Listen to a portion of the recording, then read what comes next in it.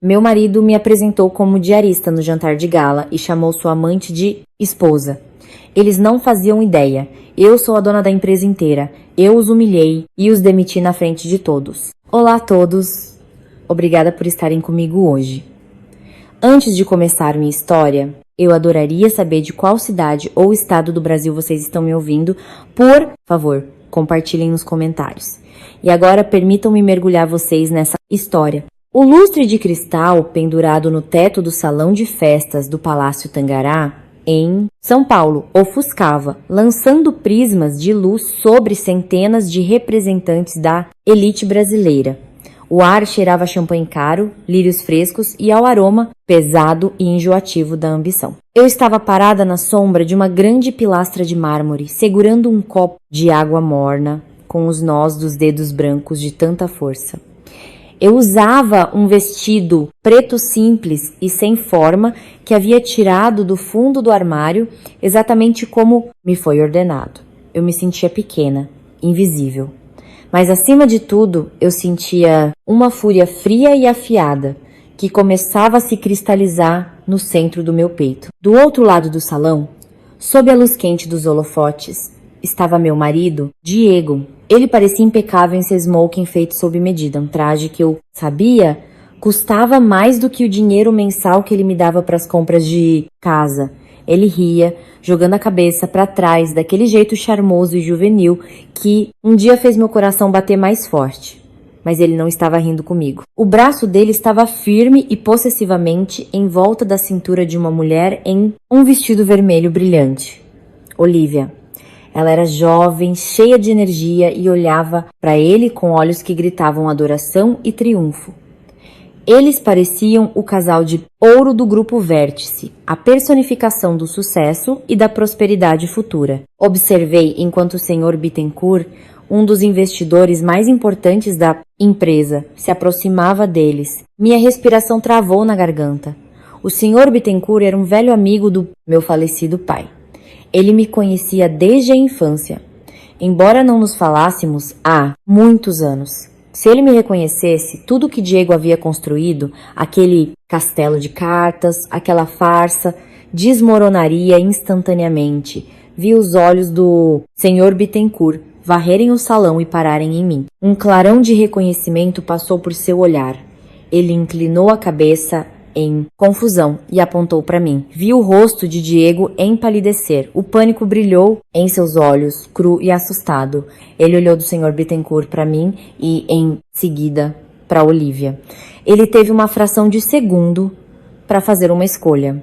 Ele poderia dizer a verdade. Ele poderia dizer: esta é minha esposa, Ana. Ele poderia até mentir suavemente e dizer que eu era uma parente distante. Em vez disso, Diego fez algo imperdoável. Ele deu uma risada nervosa e desdenhosa, acenando para mim com a mão, como se eu fosse um cachorro de rua que tivesse entrado de fininho em um restaurante caro. Ah, é ela, disse Diego. A voz dele era alta o suficiente para ser ouvida acima do jazz suave. Não se preocupe com ela, Sr. Bittencourt. É só a Ana. Ela é minha diarista, ela é um pouco lenta, mas às vezes ajuda com a faxina. Ela só passou aqui para entregar umas chaves que eu esqueci. O tempo pareceu parar. O zumbido das conversas ao nosso redor não cessou, mas, para mim, o mundo silenciou. Diarista. A palavra ecoava dentro da minha caixa craniana, ricocheteando como uma bala em uma câmara de metal. Depois de 2 anos de casamento, depois de 2 anos lavando as roupas dele, cozinhando suas refeições e o apoiando das sombras, eu havia sido reduzida a uma empregada. O Sr. Bittencourt pareceu pego de surpresa, franzindo a testa, mas Diego ainda não tinha terminado de cavar sua própria cova. Ele se virou para Olivia, puxando-a para mais perto até que o corpo dela se pressionasse contra o telhado. Ele sorriu para o investidor, estufando o peito com um orgulho arrogante. Mas, aqui está, anunciou Diego, sua voz soando confiante. Esta é a mulher que eu queria que o senhor conhecesse. Esta é Olivia, minha parceira, minha alma gêmea e minha futura esposa. Um suspiro coletivo soou no pequeno círculo de pessoas. Olivia deu uma risadinha fingindo timidez, e encostou a cabeça no ombro dele, exibindo um anel de diamante que brilhava agressivamente sob os holofotes. Um anel que eu nunca tinha visto antes. Foi o golpe final, a ruptura definitiva. A represa que eu vinha construindo para conter minhas lágrimas, frustrações e raiva durante os últimos 2 anos finalmente se rompeu. Mas eu não chorei, eu não gritei. Eu não fugi de vergonha, como o Diego claramente esperava que eu fizesse. Em vez disso, algo dentro de mim, algo antigo e poderoso, que eu havia enterrado profundamente junto com minha verdadeira identidade, despertou. Eu coloquei meu copo de água na bandeja de um garçom que passava, com um tilintar intencional. Alisei o tecido do meu vestido preto barato, levei as mãos ao cabelo e tirei o elástico, deixando meus fios escuros caírem pelas costas. Ergui o queixo e andei. Não fui em direção à saída, fui direto para o palco. A multidão pareceu sentir a mudança na atmosfera, abrindo o caminho diante de mim enquanto eu me movia com uma graça predatória. Os olhos de Diego se arregalaram quando ele me viu se aproximando. Ele pareceu confuso, depois apavorado. Ele sussurrou a palavra pare, mas eu olhei através dele. Subi os degraus do palco. A orquestra parou de tocar. Um silêncio profundo tomou conta do salão. Aquele silêncio pesado que antecede a tempestade. Fui até o mestre de cerimônias perplexo, um jovem que parecia estar prestes a desmaiar, e, de forma suave, mas firme, tirei o microfone da mão dele. Houve um segundo de microfonia que perfurou o silêncio, antes que eu a estabilizasse. Olhei para o mar de rostos, diretores, investidores, funcionários, e então parei meu olhar em Diego, que agora estava tremendo. Seu rosto era uma máscara de terror. Eu sorri, mas não era um sorriso caloroso, era o sorriso de um carrasco. Tá ligado? Perguntei. Minha voz era calma, clara e banhada em autoridade. Antes de contar o que aconteceu em seguida, antes de contar como coloquei aquele salão inteiro de joelhos, preciso agradecer a vocês. Sim, você. Se você está ouvindo isso, você é minha testemunha. Você é o júri. Se você já foi subestimada, se já foi traída pela pessoa que deveria te proteger, então você sabe exatamente o que eu senti naquele momento. Antes de continuarmos, por favor, me faça um grande favor. Clique no botão curtir e digite o nome da sua cidade nos comentários. Deixe-me saber de onde você está me ouvindo. Ver o apoio de vocês me faz perceber que não estou sozinha nisso. Isso me lembra que existem pessoas fortes em todos os lugares que se recusam a aceitar o desrespeito. Obrigada por estarem comigo. E agora, deixem-me levar luz de volta ao início, para explicar como uma herdeira bilionária acabou sendo apresentada como diarista pelo próprio marido. Para entender por que eu estava naquele palco com um vestido que custava menos de R$100, permitindo que meu marido me humilhasse, você precisa entender quem eu realmente sou. Meu nome não é apenas Ana Silva, como Diego acreditava. Meu nome verdadeiro é Ana Alcântara. Sim, daquela mesma família Alcântara. Meu pai era João Alcântara, um magnata da indústria siderúrgica e da construção civil que moldou o horizonte desta cidade. E minha mãe era o pilar genial da Fundação Alcântara. Cresci em um mundo de jatinhos particulares, jantares de gala e pessoas que sorriam para você com os dentes, mas nunca com os olhos. Quando meus pais morreram em um trágico acidente de avião há 10 anos, eu tinha 28. Fiquei devastada, perdida, e de repente me vi como a única herdeira de uma fortuna grande demais para que eu pudesse sequer processar. Herdei tudo: imóveis, uma carteira de ações, coleções de arte e o pacote de ações majoritárias do Grupo Vértice, mas uma herança é uma faca de 2 gumes. Traz conforto, sim, mas também atrai abutres. E o maior abutre de todos se chamava Arthur. Arthur era meu noivo na época. Ele era charmoso, sofisticado e parecia entender minha dor como ninguém. Ele segurou minha mão no funeral, ele lidou com a imprensa, ele era meu porto seguro. Eu o amava. Confiava a ele minha vida. Estávamos a algumas semanas do casamento quando meu mundo desabou pela primeira vez. Voltei cedo de uma reunião com os advogados da herança. Fui ao escritório do meu pai, que Arthur já havia chamado de seu, para fazer uma surpresa. A porta estava entreaberta. Ouvi a voz dele, alta e arrogante, falando ao telefone. Não se preocupe com o acordo pré-nupcial, Marcelo, dizia Arthur, rindo, enquanto girava um copo do uísque do meu pai. A garota idiota tá tão traumatizada que vai assinar qualquer coisa que eu colocar na frente dela. Assim que a aliança estiver no dedo dela, vou liquidar os ativos, vamos vender a empresa em partes. Serei bilionário até o Natal e ela que chore num sanatório. Eu não ligo. Ela é fraca, Marcelo. É só uma vaca leiteira esperando para ser ordenhada. Fiquei paralisada no corredor. Meu sangue virou gelo. Vaca leiteira. Era só isso que eu era para ele. Nem parceira, nem futura esposa. Apenas um negócio, um contra-cheque. Não fui confrontá-lo. Não gritei. Apenas saí de casa. Entrei no carro e dirigi. Liguei para o advogado da família, Dr. Nogueira, o amigo mais confiável do meu pai, meu padrinho, e disse a ele: cancele tudo. Terminei o noivado por meio de uma carta judicial. Nunca mais falei com Arthur, mas o estrago estava feito. A traição quebrou algo fundamental dentro de mim. Percebi que enquanto eu fosse Ana Alcântara, a herdeira, eu nunca saberia se alguém realmente me amava. O dinheiro era um muro. Uma barreira que impedia conexões genuínas, desenvolvia um medo profundo e paralisante de que cada homem que sorrisse para mim estivesse apenas calculando minha fortuna. Então, eu fugi. Não fisicamente, mas existencialmente. Assumi legalmente o sobrenome de solteira da minha mãe, Silva. Afastei-me da imagem pública da empresa, nomeando um conselho de administração e o Dr. Nogueira para gerenciar as operações do dia a dia. Continuei sendo a acionista majoritária, a dona com poder de veto final. Mas, para o mundo exterior, Ana Alcântara se tornou uma reclusa, uma socialite, atingida pelo luto que desapareceu dos olhos do público. Comprei um apartamento modesto na Vila Mariana. Comecei a dirigir um Fiat Uno usado. Escondi minhas roupas de grife e joias em um cofre e passei a usar roupas simples. Eu queria ser invisível. Queria ser normal. Encontrei consolo na minha verdadeira paixão, a restauração de móveis. Eu adorava pegar coisas velhas, quebradas, móveis que as pessoas haviam jogado fora e trazer luz de volta à vida.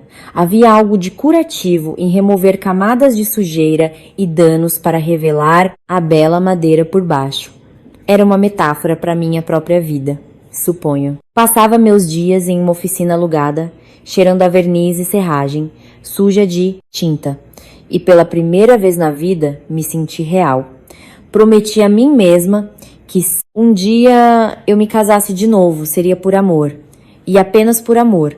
Eu queria um homem que amasse a Ana, a restauradora de móveis. A Ana, a garota que queimava torradas e ria alto de filmes ruins. Queria um homem que não ligasse para a fortuna dos Alcântara. Esse era o sonho. Foi por isso que criei Ana Silva. E foi assim que caí direto na armadilha do Diego. Eu o conheci 2 anos depois do incidente com Arthur. Eu estava cautelosa, fechada e cínica. Não procurava romance, só procurava uma xícara de café decente numa tarde chuvosa de terça-feira. Entrei em um pequeno e empoeirado café, livraria perto do meu apartamento, sacudindo meu guarda-chuva, e esbarrei direto nele. Literalmente derramei meu latte na camisa inteira dele. Fiquei morta de vergonha. Esperava que ele gritasse, ficasse bravo, exigisse que eu pagasse a lavanderia. Em vez disso, ele olhou para a mancha marrom, se espalhando no peito, olhou para mim e caiu na gargalhada. Bem, disse ele, os olhos se enrugando nos cantos. Acho que essa camisa estava chata demais. De qualquer forma, você acabou de dar personalidade a ela. Esse era o Diego, ou pelo menos o Diego por quem me apaixonei no início. Ele era bonito de um jeito rústico, sem refinamento. Não era de fala mansa como Arthur. Parecia genuíno, parecia gentil. Eu não sabia na época, mas aquele café derramado foi o começo do erro mais caro da minha vida. Achei que estava me protegendo, escondendo minha identidade. Achei que estava sendo inteligente. Mas, ao tentar evitar um caçadotes que conhecesse meu valor, acabei com um homem que me desprezava porque achava que eu não tinha valor algum. Nossos encontros eram simples, tranquilos. Era tudo o que eu achava que queria. Diego me disse que trabalhava com marketing numa empresa de médio porte, procurando oportunidades. Falava sobre seus sonhos de alcançar o sucesso no mundo corporativo, de provar seu valor. Parecia ambicioso, mas de uma forma determinada que eu achei charmosa. Eu disse a ele que restaurava móveis velhos. Disse que vivia de salário em salário, o que no meu personagem de Ana Silva era tecnicamente verdade, já que eu me permitia viver apenas com a modesta renda da minha oficina. Eu nunca tocava no fundo fiduciário dos Alcântara para minhas despesas diárias. É incrível, disse Diego no nosso terceiro encontro, sentados num banco de praça, comendo cachorro-quente, porque nenhum de nós queria gastar dinheiro num restaurante caro. Você pega coisas quebradas e as conserta. Isso exige muita paciência, muito coração. Ele olhou para mim com tanta intensidade que senti minhas defesas derreterem. Ele não perguntou sobre minha família, não perguntou sobre meus contatos, só perguntou sobre mim. Perguntou qual era a minha cor favorita, que livros eu lia, por que eu gostava do cheiro de madeira de cedro. Durante 6 meses, vivemos numa bolha de felicidade doméstica. Não era luxuoso, mas parecia rico. Lembro-me vividamente de uma noite, era meu aniversário. Com Arthur, os aniversários eram jantares de gala, colares de diamantes, fotógrafo. Com Diego, estava chovendo e estávamos na minha pequena sala de estar. Ele tirou do bolso uma caixinha mal embrulhada. Parecia nervoso. Eu sei que não é muito, Ana, gaguejou. Tô economizando para um carro novo, então a grana tá curta agora. Mas eu vi isso e pensei em você. Abri a caixinha. Dentro havia um simples grampo de cabelo prateado em forma de folha. Não devia ter custado mais de R$50. Mas quando coloquei no cabelo, as lágrimas pinicaram meus olhos. Era delicado e despretensioso. Era real. Eu amei Diego, sussurrei. E falei de verdade. Valorizei aquele grampo mais do que um diamante de 10 quilates com o qual Arthur tentou me prender. Usei-o todos os dias. Tornou-se o símbolo do nosso amor. Um amor que não precisava de dinheiro para sobreviver. Ou assim eu pensava. Fomos morar juntos um ano depois. Diego se mudou para o meu apartamento porque o aluguel era controlado. Ou foi o que eu disse a ele. Na verdade, eu era dona do prédio, mas ele não precisava saber disso. Dividíamos as contas, cozinhávamos juntos, mas havia rachaduras. Pequenas rachaduras que decidi ignorar. Diego era obcecado por status. Ele passava muito tempo olhando para carros caros que passavam pela rua, com uma fome que me incomodava. Passava horas reclamando dos chefes, chamando-os de idiotas que não reconheciam sua genialidade. Se eu tivesse só uma oportunidade de entrar numa empresa de verdade, dizia ele, andando de um lado para o outro, na nossa pequena sala como grupo, Vértice. Se eu conseguisse entrar lá, Ana, eu comandaria o lugar em 5 anos. Só preciso de uma chance. O Grupo Vértice, minha empresa. Ouvi-lo falar do meu legado com tanta ganância me deixava desconfortável, mas eu atribuía isso à ambição. Eu queria ajudá-lo. Queria que ele fosse feliz. Então fiz a única coisa que jurei nunca fazer. Mexi os pauzinhos. Não contei a ele, claro. Liguei para o Dr. Nogueira de um celular pré-pago. Tem um homem chamado Diego Mendonça se candidatando a uma vaga júnior no marketing, disse eu ao meu padrinho. Certifique-se de que o currículo dele vá para o topo da pilha. Mas ele não pode saber que veio de mim. Não pode saber que tenho qualquer ligação com a empresa. Entendido? Tem certeza disso, Ana? Perguntou o Dr. Nogueira. A voz dele estava cheia de preocupação. Misturar seus dois mundos é perigoso. Ele só precisa de uma chance, padrinho, respondi. Ele é talentoso. Só precisa de uma oportunidade. 2 semanas depois, Diego chegou em casa gritando de alegria. Ele me levantou e me girou no ar. Eu consegui uma entrevista na Vértice. Dá pra acreditar? Eles me ligaram, fingi surpresa, celebrei com ele. Fiz um bolo. Observei enquanto ele vestia seu, melhor terno que eu paguei secretamente para ser ajustado, e saía pela porta para conquistar o mundo. Quando ele conseguiu o emprego, estava em êxtase. O salário dele dobrou. Ele se sentia um rei. E eu me sentia feliz porque ele estava feliz. Achei que aquele era o começo do nosso felizes para sempre. Ele me pediu em casamento 3 meses depois de começar a trabalhar na Vértice. Foi no terraço do nosso prédio, com as luzes da cidade brilhando atrás de nós. Foi romântico, foi perfeito. Eu disse sim sem hesitar. Não tenho muito a te oferecer, Ana, disse ele, olhando profundamente nos meus olhos. Mas prometo que vou trabalhar duro, vou ser promovido. Um dia vamos comprar uma casa enorme. Você não vai precisar lixar móveis velhos para sempre. Franzi a testa levemente. Eu gosto de restaurar móveis, Diego. Eu sei. Ele desconversou. Mas você não vai precisar fazer isso. Você vai ser uma madame, a minha esposa. Eu deveria ter prestado atenção ao tom de voz dele. Deveria ter ouvido a condescendência disfarçada de cuidado. Mas eu estava apaixonada, olhava o mundo através de óculos cor-de-rosa e não via as bandeiras vermelhas balançando furiosamente na minha frente. Não via que ele não me amava por quem eu era, amava pelo que ele poderia fazer de mim, uma plateia para o sucesso dele. E, com certeza, não previu quão rápido a cultura da Vértice, ou melhor, a ideia que ele tinha dela apodrecer e a alma dele de dentro para fora. O casamento foi uma pequena cerimônia no civil. Diego, é claro, reclamou. Ele queria uma recepção grande, algo para onde pudesse convidar seus novos colegas, algo para se gabar. Mas insisti em algo modesto. Estamos economizando para uma casa, lembra? Recordei a ele. Ele fez bico, mas acabou concordando, embora tenha feito questão de comprar um relógio caro no crédito para o grande dia, alegando que um homem na posição dele precisava estar à altura. Antes de assinarmos a certidão de casamento, toquei no assunto do acordo pré-nupcial. Essa era a parte mais difícil da minha farsa. Como uma restauradora de móveis pobre explica um acordo pré-nupcial a um profissional de marketing em ascensão, fiz ele se sentar à nossa mesa de cozinha desgastada, minhas mãos tremiam levemente. Diego, quero que a gente assine um acordo pré-nupcial com separação total de bens. Ele riu, um som áspero. Acordo pré-nupcial? Ana, olhe em volta, não temos nada. O que você está protegendo? Sua coleção de lixas? A zombaria dele machucou. Mas permaneci firme. Não se trata do que temos agora, é uma questão de princípio. Minha mãe sempre me ensinou que independência financeira é importante. Quero que construamos nosso futuro juntos, mas quero que o meu seja meu e o seu seja seu. Se terminarmos, saímos com o que entramos, sem brigas por bens. Diego olhou para mim com uma mistura de diversão e pena.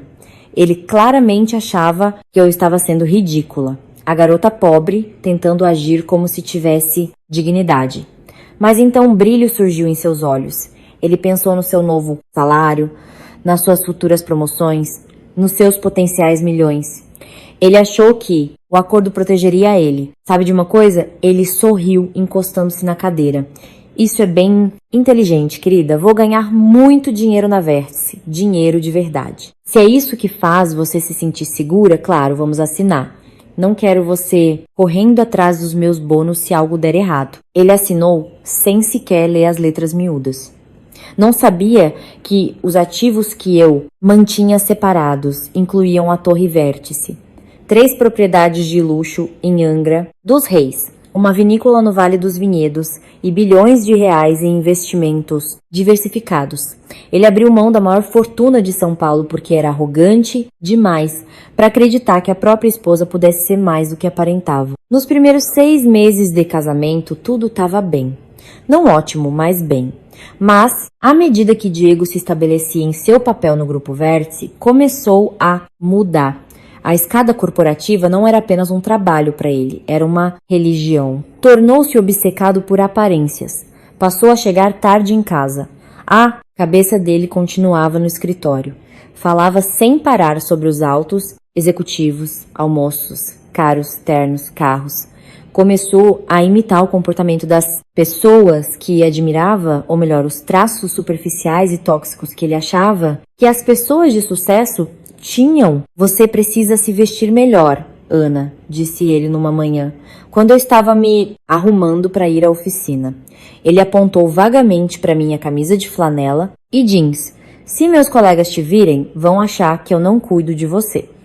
Isso reflete mal para mim. Eu trabalho com madeira e verniz, Diego, respondi, tentando manter a paz. Não, posso usar uma blusa de seda para lixar tim. Bem, talvez você devesse encontrar outro hobby, ele retrucou. Algo mais limpo, como, sei lá, floricultura ou trabalho voluntário. É isso que as esposas dos vice-presidentes fazem. Diego chamou minha carreira, minha paixão, de hobby. Engoliu o insulto. Isso paga as contas, Diego. Dificilmente ele comentou com desdém. Meu bônus deste trimestre é maior do que o que você ganha no ano inteiro. Isso não era verdade. Meus dividendos de investimentos em um dia eram maiores do que ele ganharia na vida inteira. Mas eu não podia dizer isso. Então apenas balancei a cabeça e servi o café dele. A dinâmica mudou rapidamente. Ele era o provedor, na opinião dele, e eu era a dependente. Ele começou a criar uma narrativa onde era o salvador que me resgatava da pobreza, e eu era um fardo ingrato em seu pescoço. Parou de perguntar sobre o meu dia. Parou de olhar para mim com carinho. Os olhos dele estavam sempre no celular, checando e-mails, preços de ações, a aprovação de seus pares. Começou a esconder a tela do celular quando eu entrava no cômodo, mas a pior parte foi o controle financeiro. Apesar do acordo pré-nupcial, tínhamos uma conta conjunta para as despesas da casa. Diego insistiu em gerenciá-la. Eu sou o cara das finanças, dizia ele. Você só cuida das suas coisas. E começou a inspecionar cada real que eu gastava no mercado. Por que você comprou frango orgânico, Ana? É R$10 mais caro. Acha que somos feitos de dinheiro? Você acabou de comprar um par de sapatos de R$2.000. Diego, eu observei suavemente. Isso é um investimento, ele gritou, o rosto ficando vermelho. Preciso parecer ter sucesso para ter sucesso. Esse frango é só desperdício do meu dinheiro. O meu dinheiro, sempre o dinheiro dele. Eu sentia que estava encolhendo. Sentia que a mulher vibrante e independente que eu era estava ficando cada vez menor, esmagada pelo peso do ego crescente dele. Eu tentava racionalizar. Dizia a mim mesma que era apenas estresse. Dizia a mim mesma que a pressão do grupo vértice estava afetando. Dizia que se eu apenas o apoiasse mais, se apenas o amasse mais, o velho Diego, o homem que riu quando derramei café nele, voltaria. Mas o velho Diego havia desaparecido. Ou talvez nunca tivesse existido. Talvez o grupo vértice não o tivesse mudado. Talvez apenas tivesse dado permissão a ele para ser quem ele realmente era. E então começou a verdadeira humilhação. Começou na cozinha com um prato de ovos mexidos. O sol da manhã entrava pela janela do nosso apartamento, mas lá, dentro da atmosfera, era fazem. Eu estava no fogão, preparando o café da manhã. Era meu ritual matinal. Ovos mexidos, torradas, café preto. Eu fazia isso todos os dias, como um soldado. Diego entrou na cozinha. O cheiro do seu perfume, forte e almiscarado, me atingiu antes mesmo dele. Ele vestia um terno azul marinho perfeitamente passado, parecia valer 1 milhão. Olhou para mim no meu roupão surrado e torceu a boca. Sentou-se à mesa e olhou para o prato que coloquei na frente dele. Ovos de novo. Ele suspirou, empurrando o prato com a ponta do dedo. Achei que você gostasse. Eu disse, tentando manter um tom alegre. Você disse ontem que estavam bons. Eu disse que eram comestíveis, Ana. Tem diferença. Ele pegou o café, bebeu um gole e fez uma careta. E esse café tem gosto de terra. Não podemos comprar uma máquina de expresso ou ir numa padaria como uma casa normal? Tô economizando. Você tá só gastando, ele corrigiu com desdém. Esticou a mão até a carteira e tirou um maço de notas. Jogou na mesa. As notas se espalharam pela superfície barata. Aqui, disse ele. Sua mesada para a semana. Olhei pro dinheiro, eram R$ 200. Diego, falei, sentindo um nó na garganta. Isso não é o suficiente, a conta de luz tá atrasada. Precisamos de compras e pagar a internet. Se vira, ele retrucou, batendo a mão na mesa. Meu Deus, Ana, você tem ideia do quanto eu trabalho? Tô lá fora, lutando contra tubarões para garantir o nosso futuro. Chego em casa e você reclama de dinheiro. Aprenda a fazer um orçamento. Use cupons. Faça algo de útil em vez de passar o dia inteiro brincando com seus brinquedinhos de madeira. Meus brinquedinhos de madeira tinham acabado de ser leiloados por R$ 50 mil sob um pseudônimo. Dinheiro que eu silenciosamente doei para a caridade porque não podia trazê-lo para casa sem levantar suspeitas. Mas para ele, eu era apenas um buraco escoando seus recursos. Desculpe, sussurrei. Essa era a minha resposta padrão agora. Desculpe. Pare de pedir desculpas e apenas seja melhor, murmurou ele, checando o reflexo nas costas de uma colher. Sabe, eu olho para as outras esposas nos eventos corporativos. Elas são afiadas, sofisticadas, ajudam os maridos a fazer networking. Você só me arrasta para baixo. Você é uma âncora, Ana. Ele se levantou, terminou o café, que dizia odiar, e saiu pela porta. Vou chegar tarde hoje. Jantar com cliente. Não me espere. Ele não me beijou ao sair. Não me beijava havia 6 meses. Depois que ele saiu, olhei para os ovos mexidos. Tinham esfriado. Senti uma lágrima rolar pela minha bochecha ardente. Eu não chorava porque era pobre. Chorava porque era a mulher mais rica de São Paulo e deixei ser tratada como uma mendiga na minha própria casa. Fiquei sentada lá pensando no dinheiro da mesada. Era um jogo de poder. Ele queria que eu fosse dependente. Queria que eu tivesse que pedir tudo a ele, implorar por migalhas, para que ele pudesse se sentir um homem poderoso. Era abuso financeiro puro e simples. Peguei o dinheiro e o coloquei num pote que usávamos para as contas. Fui até meu esconderijo secreto, um livro antigo cortado por dentro. E tirei meu celular, pré-pago, chequei meu saldo bancário. Os números na tela eram impressionantes. 9 dígitos. Eu poderia comprar aquele prédio de apartamentos inteiro ali mesmo. Poderia comprar o prédio onde Diego trabalhava. Poderia comprar o terno que ele vestia, mas eu não fiz, porque eu precisava saber até onde ele iria. Precisava saber se havia alguma redenção sobrando nele, poderia ser só o estresse. Ele estava apenas cometendo erros, mas, à medida que as semanas passavam, a crueldade só aumentava. Começou a me tratar como se eu fosse sua empregada pessoal. Passe minha camisa, Ana, e faça direito dessa vez, sem vincos. Engraxe meus sapatos. Eles parecem desgastados. Por que tem pó na TV? O que você faz o dia todo? Ele nunca perguntava sobre mim. Nunca me tocava, a menos que fosse para me empurrar do caminho. Tornei-me um fantasma no meu próprio casamento. E então começaram as comparações. Ele parou de me comparar com outras esposas normais e passou a me comparar com alguém em específico. Alguém chamada Olivia. A Olivia fez uma apresentação incrível hoje, dizia ele no jantar. Seus olhos brilhavam de um jeito que não brilhavam para mim havia anos. Ela é tão inteligente. Ela entende as coisas. Entende o mercado. Que bom, eu dizia, cutucando minha comida. E ela se veste de forma tão profissional, continuava ele, olhando com desprezo para o meu moletom, sempre impecável. Você podia aprender 1 ou 2 coisas com ela. Olivia. O nome começou a aparecer em toda a conversa. Olivia disse isso. Olivia fez aquilo. Olivia achou aquele restaurante brega. Olivia achou aquele filme genial. Senti um frio se instalar no meu estômago. Não era apenas admiração. Eu conhecia aquele olhar nos olhos dele. Era o olhar de um homem faminto. Eu não era mais a refeição que ele queria. Uma mulher sempre sabe. Nós sempre sabemos. Geralmente não é uma prova definitiva de imediato. Primeiro é uma mudança na direção do vento. É o silêncio que parece mais pesado.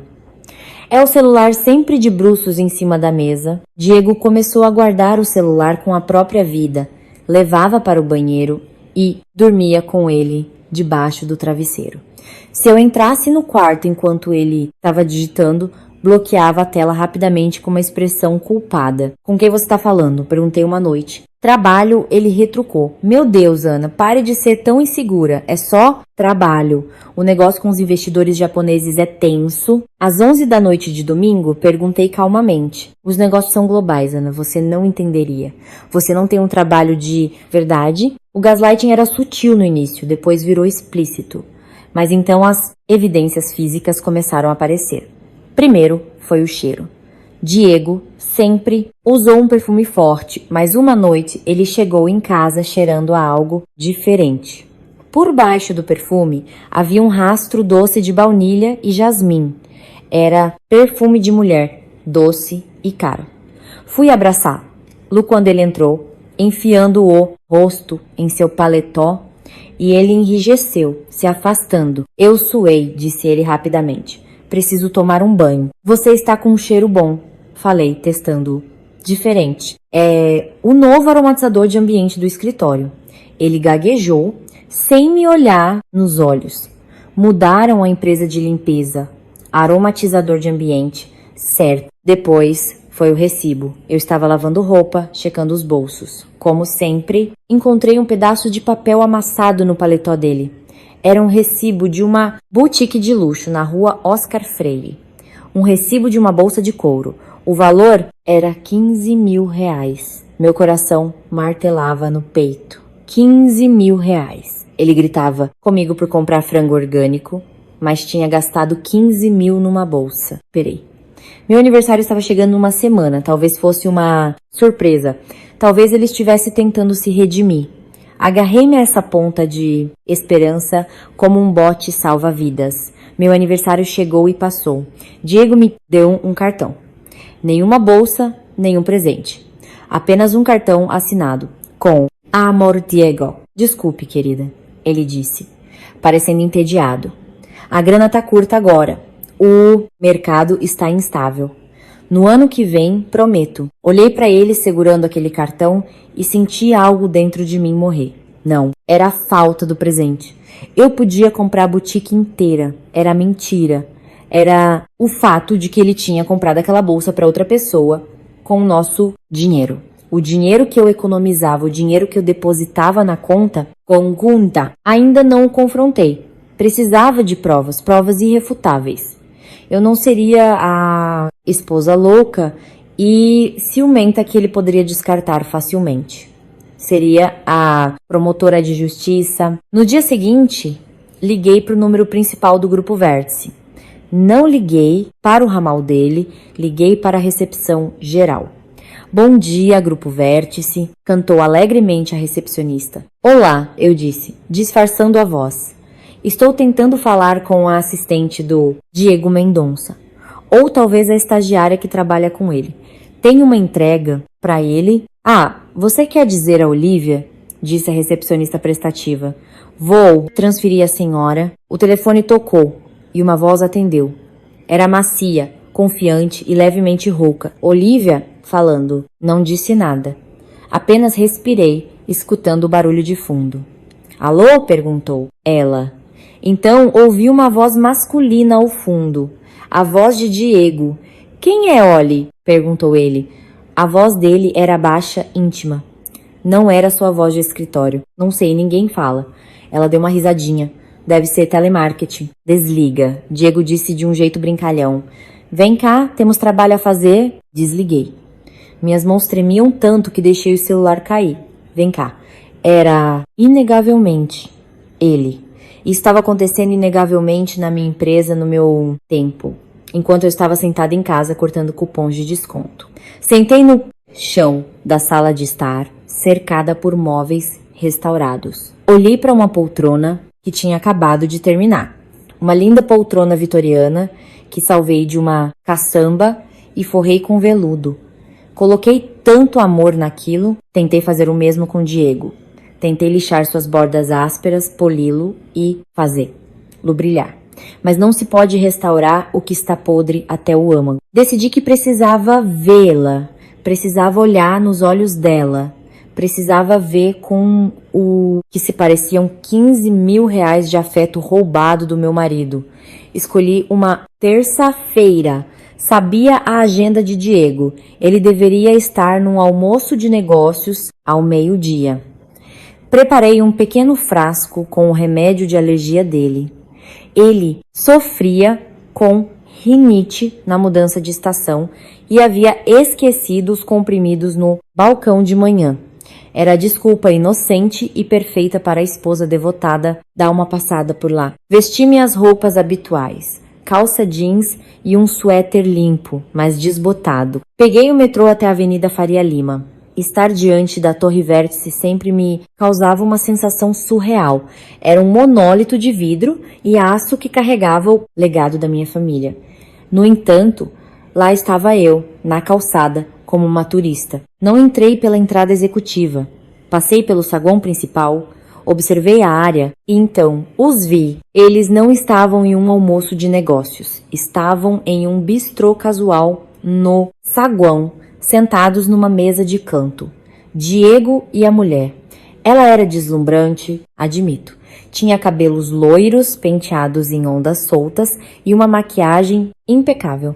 Usava um terninho creme estruturado que gritava dinheiro e, na cadeira ao lado dela, descansava uma bolsa de couro preta.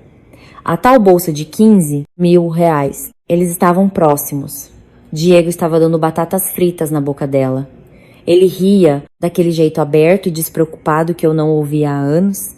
Ele a olhava com adoração total. Tocava o braço, a mão, o cabelo dela. Estavam em seu próprio mundinho. Senti como se tivesse levado um soco no estômago. Imaginar na mente era uma coisa. Ver na realidade, a cores era outra. Era visceral, era nauseante. Respirei fundo e fui até eles. Ainda não queria fazer uma cena. Só queria entregar os comprimidos e ver a cara dele, queria vê-lo se contorcendo. Aproximei-me da mesa deles. Diego. A cabeça de Diego deu um tranco. A cor fugiu do rosto dele tão rápido que ele ficou parecendo um cadáver. Ele deixou cair a batata frita que segurava. Ana, ofegou. O que você está fazendo aqui? Olivia me examinou da cabeça aos pés. Os olhos dela eram frios, calculistas e cruéis. Ela notou meu jeans, meu suéter, a falta de maquiagem. E deu um sorriso de canto. Um sorriso condescendente que dizia: então essa é a concorrência? Já ganhei. Trouxe seu remédio de alergia, eu disse, estendendo o frasco. Você esqueceu na bancada. Não queria que passasse mal o dia todo. Diego não pegou os comprimidos. Ele olhou ao redor do saguão, verificando freneticamente se alguém importante estava observando. Levantou-se abruptamente, bloqueando a visão de Olivia sobre mim. Você não devia estar aqui, ele sibilou com uma voz baixa e venenosa. Estou numa reunião. Reunião com batatas fritas? Perguntei, olhando por cima do ombro dele para Olivia. Olivia tomou um gole de seu chá gelado, sem quebrar o contato visual comigo. Diego, disse ela, a voz arrastada como mel misturado com arsênico. Essa é. Aquela faxineira que você comentou, ou o grupo Vértice começou a deixar mendigos entrarem no saguão? Meu sangue congelou. Mendiga. Olhei para Diego esperando que ele me defendesse, esperando que dissesse: não fale assim da minha esposa. Diego não me defendeu. Ele olhou para Olivia, depois para mim, e a vergonha inundou suas feições. Não, vergonha por estar traindo, mas vergonha de mim. Vergonha por estar associado a alguém que parecia como eu na frente da sua amante glamourosa. Ele me agarrou pelo braço. O aperto foi doloroso. Quieta, sussurrou, furioso. Você está me envergonhando. A Olivia é uma funcionária valiosa, muito importante. Vá para casa, Ana, apenas vá para casa. Você não vai nos apresentar? Perguntei. A voz tremendo de raiva reprimida. Não, ele retrucou. Vá embora agora, antes que a segurança te acompanhe até a saída. Ele arrancou o frasco de remédio da minha mão e praticamente me empurrou em direção às portas. Me resolvo com você mais tarde, murmurou. Então voltou para a mesa. A postura dele mudou instantaneamente quando se sentou e pediu desculpas a Olivia. Ouvi quando ele disse: desculpe, ela é mentalmente instável. É um caso de caridade que eu a ajudo. Passei pelas portas giratórias e saí na rua movimentada. O barulho do trânsito desabou sobre mim. Eu me sentia anestesiada, mentalmente instável. Caso de caridade, mendiga. Foi naquele momento, foi naquele exato momento que a última faísca de amor por Diego se apagou. Não restou tristeza nem saudade, apenas uma clareza fria e implacável. Ele não apenas tinha parado de me amar, ele me desprezava. Desprezava minha simplicidade. A mesma coisa que antes afirmava amar. Ele era um parasita se alimentando do status da empresa que minha família construiu, usando meu dinheiro para comprar presentes para a amante, enquanto me tratava como lixo. Chamei um táxi. Para onde, senhora? Perguntou o motorista. Para o escritório do Dr. Nogueira, eu disse. Era hora de deixar de ser Ana Silva, a restauradora de móveis. Era hora de despertar Ana Alcântara. Naquela noite, Diego chegou tarde em casa, como de costume. Parecia na defensiva, esperando uma briga por causa do incidente no saguão. Quando não gritei com ele, relaxou, assumindo que eu estava com muito medo para desafiá-lo. Ele estava certo sobre o fato de eu estar assustada. Ou, pelo menos, era o que ele pensava. Na verdade, eu estava apenas ganhando tempo. Ele jogou um pesado envelope creme na mesinha de centro. O nome do evento estava gravado em letras douradas. Jantar de gala anual do Grupo Vértice, anunciou ele, ajeitando a gravata diante do espelho. É neste sábado, no Palácio Tangará. Olhei para o convite. Claro que eu sabia do jantar de gala. Minha família o organizava há 50 anos. Quando criança, eu corria por aquele salão, enquanto meu pai fazia os discursos. Estou convidada? Perguntei, fingindo ignorância. Diego soltou um suspiro longo de quem sofre muito. Infelizmente, sim. A gerência intermediária é obrigada a levar os cônjuges. É uma questão de valores familiares. Se eu aparecer sozinho, vai pegar mal. Ele se virou para mim. A expressão era severa.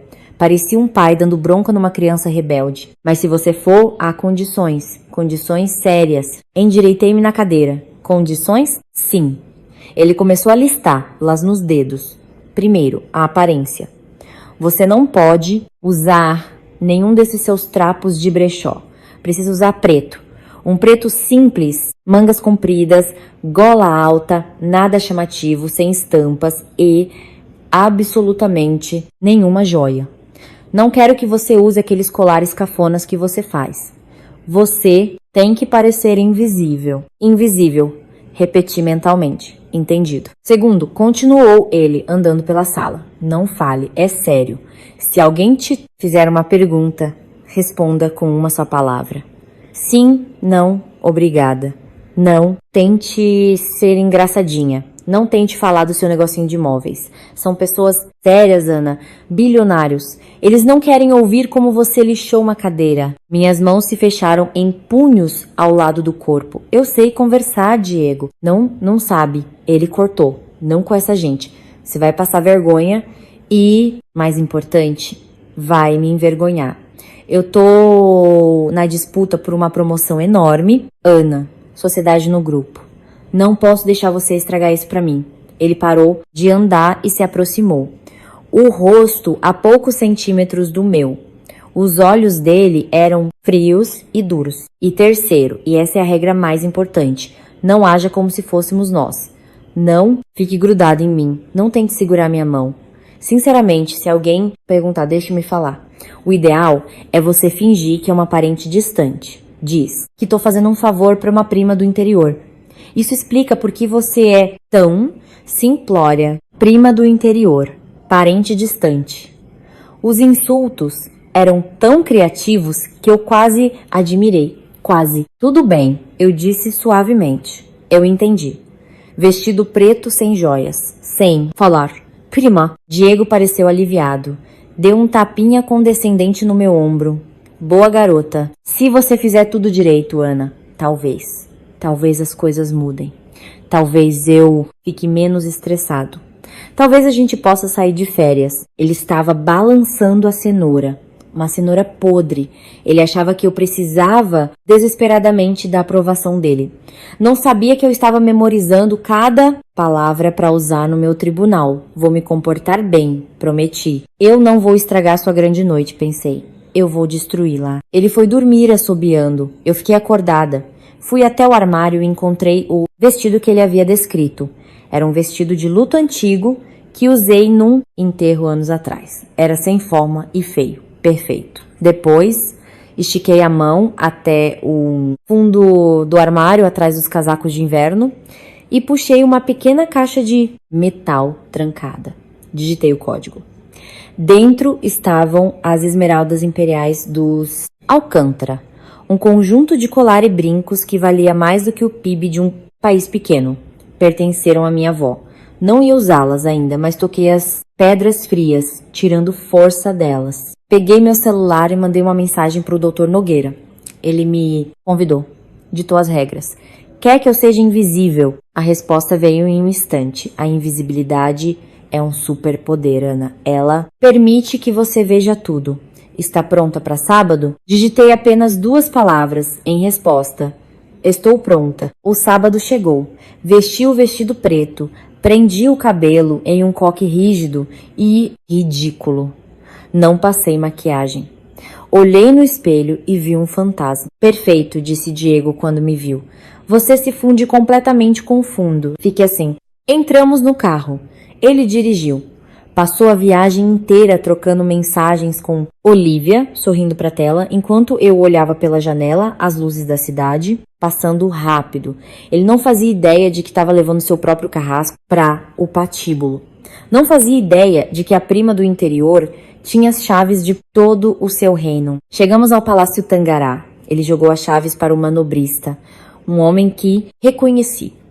Um homem que quase fez uma reverência antes de eu lhe lançar um olhar de advertência. Diego foi na frente, me deixando para trás, tropeçando nos meus saltos baratos. E é aqui que voltamos ao ponto onde começamos. No salão de festas, com o microfone na mão, o rosto de Diego estava pálido. A boca de Olivia estava aberta. O salão estava em absoluto silêncio. Respirei fundo, enchendo os pulmões com o cheiro de lírios e traição. Boa noite a todos, eu disse ao microfone. Meu nome é Ana. Fiz uma pausa. Olhei para o Sr. Bittencourt, que me encarava com intensa curiosidade. Olhei para Diego, que parecia estar prestes a vomitar. Meu marido acabou de me apresentar como sua diarista. Continuei. Minha voz estava firme. E apresentou sua amante como sua futura esposa. Um suspiro coletivo varreu o salão. Mas há um pequeno detalhe que meu marido esqueceu de mencionar, eu disse. Meus olhos estavam fixos nos dele.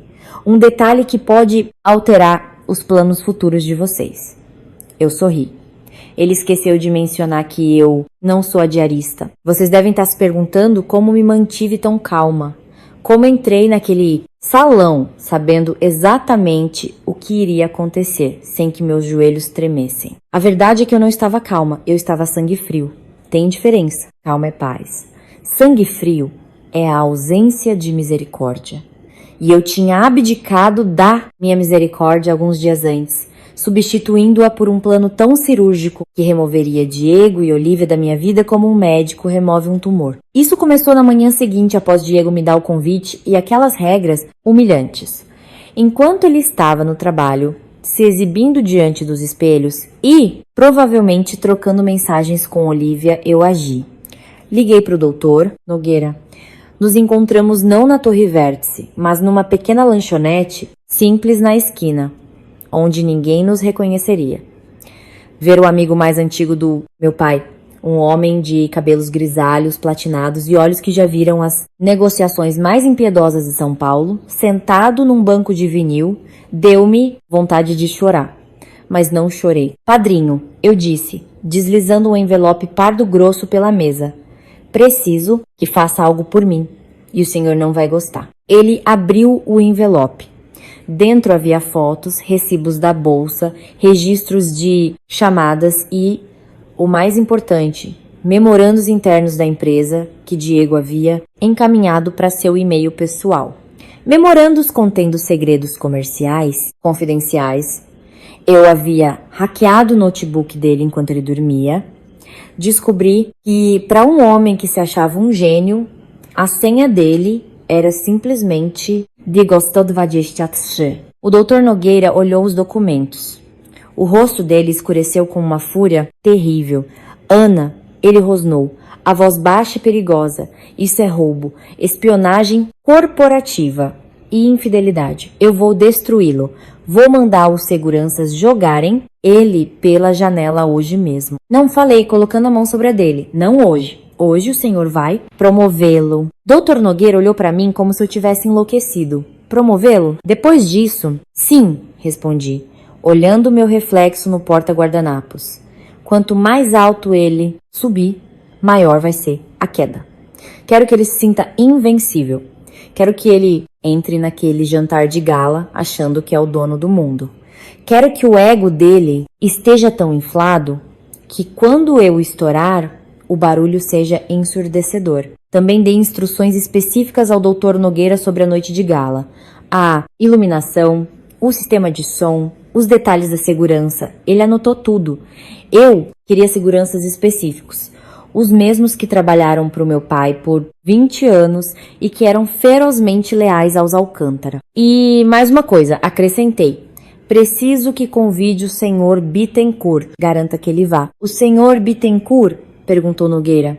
Ele tá quase aposentado. Odeia essas festas. Diga que é um favor para a filha de João Alcântara, eu disse. Diga a ele que finalmente estou voltando para casa. O doutor Nogueira me encarou por um longo tempo. E então um sorriso lento e orgulhoso se espalhou por seu rosto. Você fica igualzinha a sua mãe quando faz isso, sussurrou ele. Que Deus ajude aquele rapaz. De volta ao apartamento, interpretei meu papel perfeitamente. Passei o smoking de Diego. Ouvi ele se gabar dos rumores sobre sua promoção. Acho que vai rolar. Querida, disse ele na véspera da festa, admirando-se no espelho. O Nogueira piscou para mim no corredor. Vou ser vice-presidente. Sabe o que isso significa? Chega de andar de metrô. Vamos ter motorista? Isso parece maravilhoso, Diego, falei, dobrando as meias dele. Você merece. Eu mereço, não é? Ele sorriu. Eu mereço mesmo. A arrogância era sufocante. Mas foi a noite do jantar que realmente testou minha resolução. Como mencionei, usei o vestido de luto, como eu o chamava na minha cabeça. Era sem forma, feito de uma mistura sintética piniquenta que Diego julgou adequada para a prima do interior. Mas debaixo daquele vestido, acredite, eu estava de armadura. Usava uma lingerie de seda que custava mais que o carro dele. Na minha bolsa, escondido num bolso secreto, estava um tubo do meu batom vermelho favorito, vermelho Alcântara, um tom personalizado que minha mãe usava. E claro, eu tinha meu celular com bateria cheia, conectado ao sistema audiovisual principal do jantar, graças à senha que o Dr. Nogueira me passou. Enquanto íamos para o Palácio Tangará, Diego literalmente vibrava de emoção. Ele não parava de checar o celular. Plim, ele sorria. Plim, ele ria. Quem é? Perguntei, sabendo a resposta. O pessoal da equipe, ele mentiu suavemente, preparando-se para a noite. Era Olivia. Eu sabia porque havia espelhado o celular dele no meu. Olivia, tô de vestido vermelho. Você vai morrer quando me vir. Mal posso esperar para comemorar nossa promoção. Diego, calma, gata. Logo, logo, assim que eu me livrar do peso morto, a noite é nossa. Peso morto, era isso que eu era. Olhei pela janela para as luzes da rua, passando, transformando-se num borrão dourado. Eu já não estava triste, estava pronta. Eu me sentia como um arqueiro que esticou a corda do arco ao limite. A tensão era insuportável, mas o disparo seria espetacular. Quando chegamos ao Tangará, o manobrista, o velho Tiago, abriu a minha porta. Os olhos dele se arregalaram ao me ver. Começou a fazer uma reverência. Senhora, Allah. Coloquei o dedo nos lábios. Um aviso cortante, mas silencioso. Ainda não, Tiago. Ele entendeu imediatamente. Endireitou a postura, acenou uma vez e fechou a porta. Tenha uma boa noite, senhora. Diego não percebeu. Estava ocupado demais conferindo o reflexo no vidro do carro. Jogou as chaves para Tiago sem sequer olhar para ele. Fica de olho, chefia. Talvez a gente saia mais cedo para comemorar. Segui Diego pelas portas giratórias. Meu coração batia num ritmo lento e constante no peito. Tum, tum, tum, era o som de um tambor de guerra. Lembra das regras, sussurrou Diego quando entramos no saguão, agarrando meu cotovelo com força. Invisível. Não se preocupe, Diego, sussurrei de volta. Um fantasma de sorriso roçou meus lábios. Você nem vai saber que eu tô aqui. Até eu querer que saiba. O salão de festas era uma sobrecarga sensorial. Detalhes dourados no teto, enormes arranjos de orquídeas brancas e hortênsias nas mesas, e uma orquestra tocando uma valsa que flutuava no ar como um perfume caro. Aquele era o meu mundo. Eu sabia a quantidade de fios das toalhas de mesa. Eu sabia a safra do vinho que estava sendo servido. Eu sabia que o terceiro lustre, à esquerda, tinha um cristal ligeiramente solto que tilintava se o grave fosse muito forte, mas naquela noite eu era uma estranha no meu próprio reino. Fica aqui, ordenou Diego assim que passamos pela entrada. Ele apontou para um canto escuro perto das portas de serviço da cozinha. Era o lugar onde os garçons empilhavam as bandejas sujas. Pega uma bebida se quiser, mas fica na água ou no refrigerante. Não quero você alegre e chamando atenção. Tudo bem, eu disse obedientemente. Preciso fazer meu networking, ele falou, ajeitando os punhos da camisa. É uma grande noite.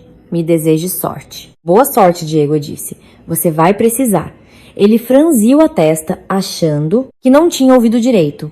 Mas depois balançou a cabeça e foi embora, mergulhando na multidão como um tubarão farejando sangue. Fiquei parada ali segurando minha bolsa, observando. Era fascinante. De verdade. Observar o alpinista social em seu habitat natural. Diego ia de grupo em grupo com um sorriso colado no rosto, rindo alto demais das piadas sem graça dos outros. Eu o vi se aproximar do diretor financeiro, quase fazendo reverência. Vi-o dar um tapinha nas costas do analista júnior para afirmar dominância. Ele interpretava o papel do executivo de sucesso, mas, para mim, cheirava a desespero. Parecia suá-lo. Do meu ponto de vista nas sombras, eu via coisas que ele deixava passar. Via os diretores mais velhos trocando olhares quando ele virava as costas. Olhares de diversão e tolerância, não de respeito. Eles sabiam que ele era um alpinista. Eles o toleravam porque ele trazia números, mas ele nunca seria um deles. Não tinha pedigree e com certeza não tinha classe. Vi o Dr. Nogueira do outro lado do salão, perto do palco. Segurava um copo de água com gás, parecendo entediado. Então os olhos dele varreram a sala e me encontraram no meu canto. Ele não acenou, apenas fez um movimento com a cabeça quase imperceptível. Estou te vendo. Estamos prontos. Assenti em resposta. O tempo se arrastava. Os garçons passavam por mim me ignorando, assumindo que eu era do staff ou uma parente pobre de alguém. Um garçom, um rapaz que não reconheci, parou. Posso lhe trazer alguma coisa, senhora? Uma taça de champanhe, ofereceu educadamente. Só água, por favor, eu disse. Obrigada. Ele serviu e sorriu. Linda festa, não é? Sem dúvida. Interessante, respondi. Então a atmosfera mudou. O ar no salão pareceu se carregar de eletricidade estática. Segui o olhar dos homens mais próximos. Ela havia chegado. Olivia entrou no salão não como uma funcionária, mas como uma celebridade. O vestido dela era um escândalo. Um vestido de seda vermelho fogo que abraçava cada curva e tinha um decote perigosamente fundo nas costas. Era lindo sim, mas era escandaloso. Gritava por atenção. Era um vestido que uma mulher usava quando queria ser vista, não de uma mulher que queria ser levada a sério numa sala de reuniões. Diego a encontrou instantaneamente. Pareciam ímãs. Ele abandonou a conversa que estava tendo com o vice-presidente e foi direto para ela. Observei enquanto se encontravam no meio do salão. Não se beijaram. Seria óbvio demais. mas a intimidade era palpável. Diego se inclinou, sussurrando algo no ouvido dela que a fez jogar a cabeça para trás e rir. Ele colocou a mão no fim das costas dela, com os dedos espalhados possessivamente. Era nojento. Não porque eu estivesse com ciúmes, esse sentimento já havia queimado até as cinzas, mas pela completa falta de respeito. Eles estavam na minha casa, comendo a minha comida, bebendo o meu vinho e ostentando a infidelidade bem debaixo do meu nariz. Vi os colegas os encarando. Os cochichos começaram. Aquela não é estagiária nova? O Diego Mendonça, com certeza, dá muita atenção a ela. Cadê a esposa dele? Ele disse que ela viria. Tomei um gole da minha água. O gelo bateu no copo. Aproveite enquanto pode, Diego, pensei. Aproveite o vestido vermelho. Aproveite a atenção, porque em uns 20 minutos a única coisa que você vai usar é a sua vergonha. Chequei meu relógio. 20h15. O senhor Bittencourt estava marcado para chegar às 20h20. O discurso estava agendado para as 20h30. O relógio estava correndo. Cada segundo nos aproximava da guilhotina. Vi Diego conduzir Olivia até o bar, passando direto pelo meu canto. Eles não me viram. Eu era parte da decoração. Deus, essas pessoas são tão chatas, ouvi Olivia reclamar. A voz dela era estridente. Quando podemos ir embora? Você prometeu que íamos naquela balada na Vila Olímpia. Logo, gata, Diego a tranquilizou. Depois dos anúncios, assim que eu virar vice-presidente, vamos poder fazer o que quisermos. Podemos deixar essa empresa velha e embolorada a apodrecer. Velha e embolorada. A empresa da minha mãe. Esse comentário selou o destino dele. Se eu ainda tivesse qualquer dúvida, qualquer gota minúscula de misericórdia pelo homem com quem um dia casei, ela evaporou bem ali. Ele não apenas me odiava o legado que eu representava. Ele queria o dinheiro, mas desprezava a fonte. Cerrei os dentes. 20h18. As portas se abriram. O Sr. Bittencourt entrou. O jogo começou. Sabia que eu precisava me aproximar. Se continuasse no canto, o encontro com o Sr. Bittencourt poderia acontecer longe demais, ou pior, Diego poderia guiá-lo para outra direção. Eu precisava ser o obstáculo, precisava ser inevitável. Respirei fundo e saí das sombras. Fui caminhando devagar em direção ao centro do salão, abrindo caminho por um mar de smokings e vestidos de gala. Mantive a cabeça baixa, fazendo o papel da esposa tímida e submissa. Mas meus olhos eram como ganchos, rastreando os movimentos de Diego. Ele e Olivia estavam perto de uma grande escultura de gelo de um cisne.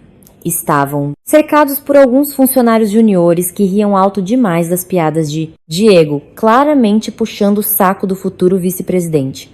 Aproximei-me deles sem dizer nada. Fiquei parada a mais ou menos 1,5 metro, rondando. Olivia me viu primeiro. Seus olhos se estreitaram. Ela cutucou Diego.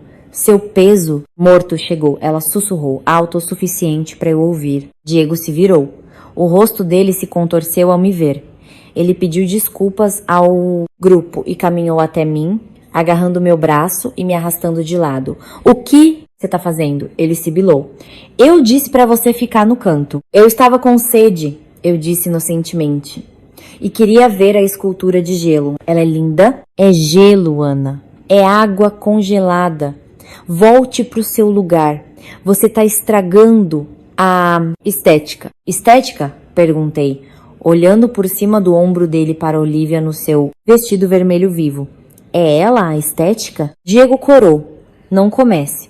A Olivia é uma funcionária de valor. Ao contrário de você, ela contribui para essa empresa. Nesse momento, Olivia se aproximou rebolando. Segurava uma taça de vinho tinto. Ela me olhou com um sorriso que não chegava aos olhos. Um predador encarando a presa. Olá, disse ela, a voz pingando uma doçura falsa.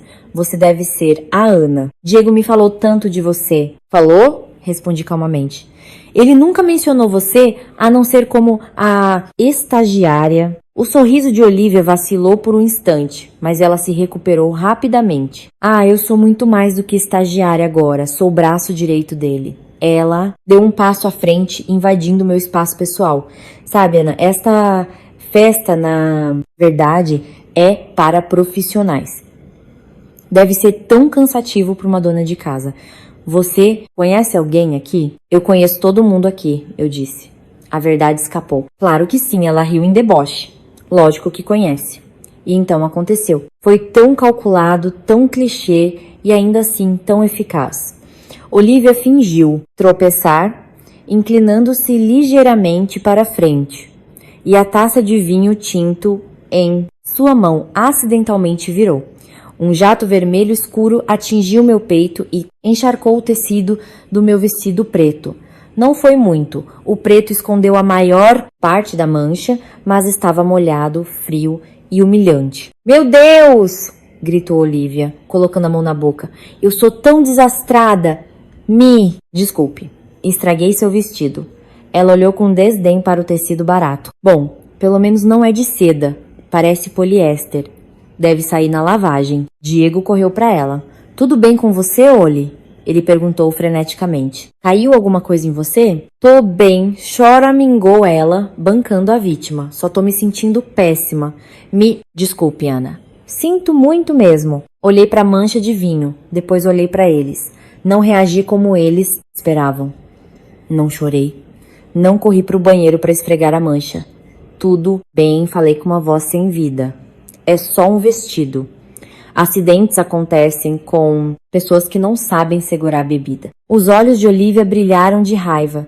Diego me fuzilou com o olhar. Peça desculpas a ela, ele exigiu. Peça o quê? Perguntei, incrédula. Ela derramou vinho em mim. Você chateou ela. Você tá fazendo um escândalo. Peça desculpas. Eu o encarei. Aquele homem, que deveria me proteger, exigia que eu pedisse desculpas à amante dele por ela ter arruinado minha roupa. Não, falei. Diego. Uma voz ressonante ecoou e nos interrompeu. Nós nos viramos. O senhor Bittencourt estava lá. Ele tinha visto tudo. O rosto dele estava ilegível, mas os olhos estavam focados em mim. Senhor Bittencourt. O comportamento de Diego mudou na hora. Voltou a ser o executivo charmoso, embora o suor perolasse em sua testa. Que bom que pôde vir. Já conhece a equipe? Isso nos leva de volta ao momento da mentira. O momento em que Diego me chamou de diarista. Vocês sabem o que aconteceu a seguir? Não sabem? A mentira. A apresentação de Olivia como a futura noiva. A destruição do meu mundo. Mas agora vocês têm o contexto. Sabem sobre o vinho. Sabem sobre o comentário de ser mendiga no saguão. Sabem do dinheiro roubado, do acordo pré-nupcial, da restauração de móveis. Sabem exatamente por quê. Quando me afastei daquele grupo, não estava fugindo, estava recarregando a arma. Andei pelo longo corredor de mármore em direção aos banheiros. Meus saltos batiam ritmicamente no chão. Clec, clec, clec. Como o tic-tac de um relógio. Passei por várias mulheres retocando a maquiagem que me olharam pena pelo vestido manchado de vinho. Ignorei todas. Empurrei a porta do banheiro para pessoas com deficiência, que era mais espaçoso, e tinha um espelho de cor inteiro, e tranquei a porta. O silêncio do banheiro contrastava fortemente com o barulho do salão. Encostei-me na porta por um segundo, com os olhos fechados. Permiti-me sentir a dor pela última vez. Senti a pontada do comentário sobre diarista. Senti o peso de 2 anos de mentiras. Senti o fantasma da garota que apenas queria ser amada por quem era. E então abri os olhos. Aquela garota havia sumido. Olhei meu reflexo. O vestido preto era horrível, escondendo minha figura. O coque era severo, me envelhecendo 10 anos. A falta de maquiagem me dava um ar exausto. Chega, sussurrei para o espelho. Estendi a mão para a bolsa. Primeiro, o cabelo. Arranquei o elástico e a dúzia de grampos que seguravam o coque. Meu cabelo grosso e ondulado caiu sobre os ombros, chegando até o meio das costas. Sacudi a cabeça, passando os dedos pelos fios para dar volume. Na mesma hora pareci mais jovem, selvagem. Depois o rosto. Tirei o tubo de batom vermelho alcântara. Minha mãe criou esse tom. Ela dizia que era a cor das mulheres que querem ser ouvidas, não apenas vistas. Apliquei-o cuidadosamente. Aquele vermelho vibrante transformou meu rosto, realçando meus olhos e fazendo minha pele parecer de porcelana em vez de pálida. Adicionei um pouco de rímel e blush. A mulher que me olhava de volta não era uma dona de casa cansada. Era uma guerreira colocando pintura de guerra. Em seguida, o vestido. Eu não podia trocá-lo, mas podia alterá-lo. Puxei a bainha do tecido vagabundo. Com um puxão violento, rasguei a costura lateral até o meio da coxa. Foi um corte torto, mas parecia intencional. Uma fenda que me permitia me movimentar e mostrava as minhas pernas. Puxei a gola alta para baixo, dobrando o tecido para dentro, criando um decote em V. Não era alta costura, mas já não era um saco de batatas. Era usado. Por último, as joias. Sentei-me na tampa fechada do vaso sanitário e tirei do sutiã o pequeno saquinho de veludo que havia escondido lá. As esmeraldas imperiais dos Alcântara.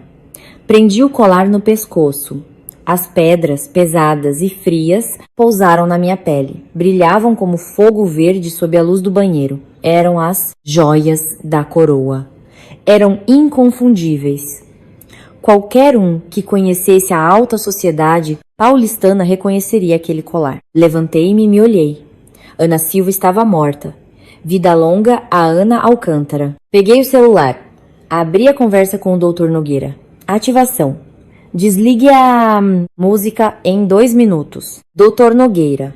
Entendido. Mostre a eles quem manda, menina. Destranquei a porta da cabine e saí. Uma mulher lavava as mãos na pia. Ela levantou a cabeça, me viu no espelho e soltou um grito abafado. Ela viu as esmeraldas, arregalou os olhos. Ela as reconheceu e me reconheceu. Meu Deus! Ela sussurrou. Shhh! Fiz colocando o dedo sobre os lábios vermelhos. Não estrague a surpresa. Saí do banheiro. O corredor agora parecia diferente. Não andei me esgueirando pelas paredes. Caminhei bem no centro. Voltei para a entrada do salão. O ar lá dentro ainda fervilhava com conversas e jazz.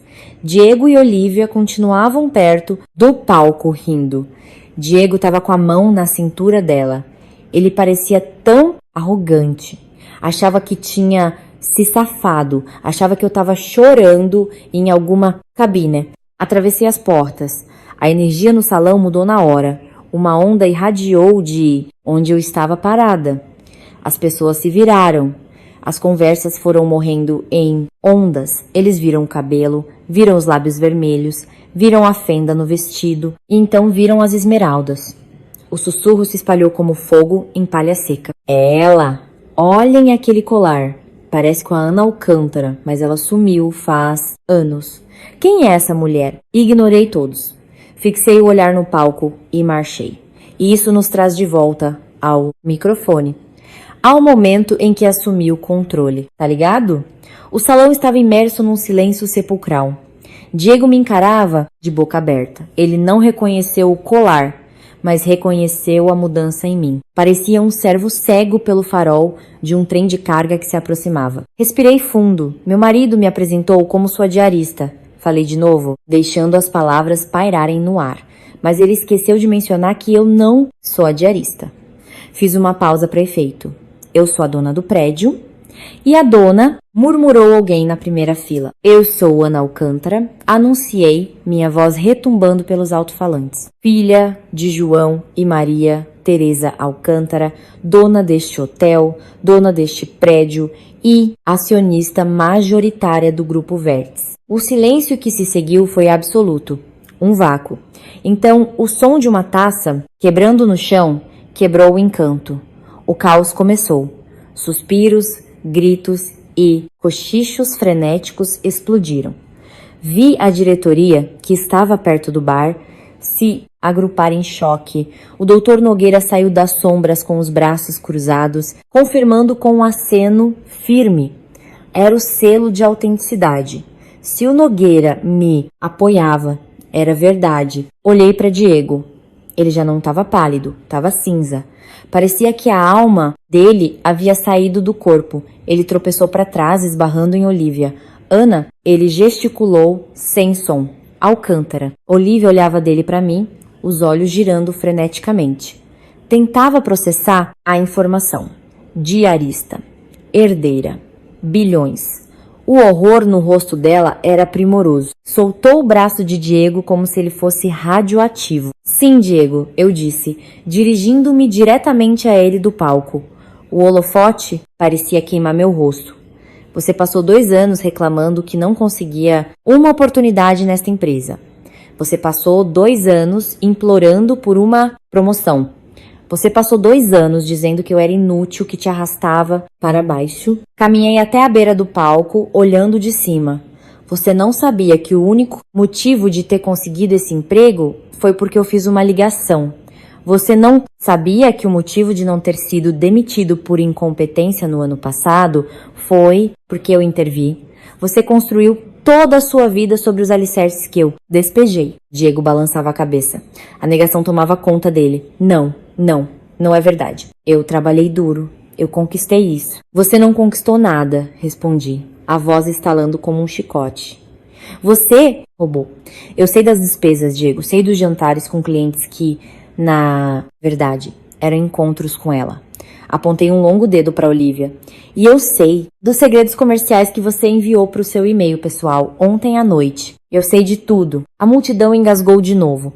Acusações de espionagem corporativa eram sérias. Aquilo não era mais só uma briga de casal, era uma cena de crime. Virei o olhar para Olivia. Ela se encolheu, tentando se esconder atrás de um garçom. Olivia, a futura esposa, aquela que acha que eu pareço uma mendiga. Olivia começou a tremer. Eu não sabia. Eu juro, senhora. Alcântara quer dizer Ana. Ele me disse que a senhora era faxineira e você acreditou? Cortei a frase dela, porque era conveniente para você. Você gostou da ideia de ser a abelha rainha. Você derramou vinho em mim hoje porque queria marcar território. Toquei na mancha de vinho do meu vestido. Bom, parabéns, você está marcada. Mas você esqueceu de uma coisa. Não se marca território na toca de uma leoa. O senhor Bittencourt, que estava ao lado de Diego, olhou-o com puro asco. Ele se afastou, criando distância física entre ele e o adúltero. Outros executivos seguiram o exemplo, formando um círculo de isolamento ao redor de Diego e Olivia. Eram párias em tempo real. Ana, por favor! Diego finalmente encontrou a voz. Ele deu um passo em direção ao palco, estendendo os braços, implorando. Querida, vamos conversar. Não aqui, não na frente de todo mundo. A gente pode explicar. Eu te amo, foi só um erro. Um mal entendido. Mal entendido? Eu ri. Um som frio e seco. Você apresentou outra mulher como sua noiva há 1 hora. Você me chamou de lenta, me chamou de empregada. Fiquei em pânico, gritou ele, com o suor escorrendo pelo rosto. Não queria te humilhar. Fiz isso para te proteger. Você fez isso para proteger o seu ego. Corrigi. E agora eu vou proteger a minha empresa. Virei-me para a multidão. Peço desculpas a todos os nossos convidados por esta interrupção. O Grupo Vértice valoriza honestidade, família e confiança. Hoje, esses valores foram violados por 2 de nossos funcionários. Olhei novamente para Diego. Diego Mendonça, você está demitido. Imediatamente. A segurança vai escoltá-lo até a saída. Você está proibido de pisar em qualquer propriedade do Grupo Vértice no mundo inteiro. E não se preocupe com o seu carro. O aluguel feito pela empresa foi cancelado há 5 minutos. E Olivia, acrescentei quase como um detalhe, você também está demitida. E sugiro que verifique o seu e-mail.